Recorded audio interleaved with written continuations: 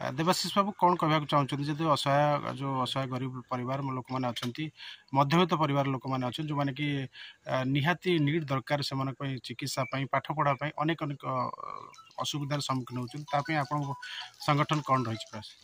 नमस्कार मु देवाशीष को फाउंडर ऑफ सोमेसिस ट्रस्ट। सो आम कौन भावना जो निजे आम आगू बढ़ी जाऊ पक्ष लोक कथा भूली जाऊ जो मैंने सांगे भी था साई पड़िशा लोक मैंने तो चिंताधारा यह कि आम बढ़िया सहित आम साई पड़िशा लोक मैंने बढ़ु अग्रगति करूँ जदि को निडी लोक किसी असुविधा रोचे आम चेष्टा करुँ ट्रस्ट तरफ जहाँ साहाय्य मिल पार आम चेष्टा करूँ। केमती देखुं बर्तमान जो समाज रे असुरक्षित हो पड़ुं जो मैंने रोगी मैंने पाखे उत्तम चिकित्सा पहुँची पारुनी अर्थर अभाव पड़ू?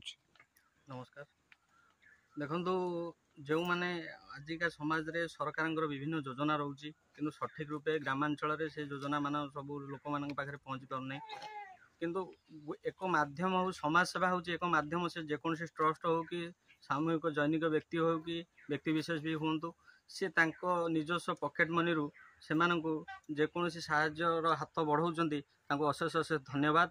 आउ मुझे मो तरफ नवेदन केन्द्रापड़ा जिला इंडियन बाई बाथर सभापति हिसाब से केन्द्रापड़ा जिले में जेकोसी सामूहिक अनुष्ठान अच्छी स्वेच्छासेवी अनुष्ठान अच्छी से मोर व्यक्तिगत अनुरोध जेहेतु ये मो गाँव जड़े असहाय माँ अवस्था से जड़े कर्कट रोग में पीड़ित तांकर जीभ कटा होती से समस्त रिक्वेस्ट कर अनुरोध करूँ आर्थिक सहायता टिके कले से आगामी दिन में से सुस्थ हो पारे।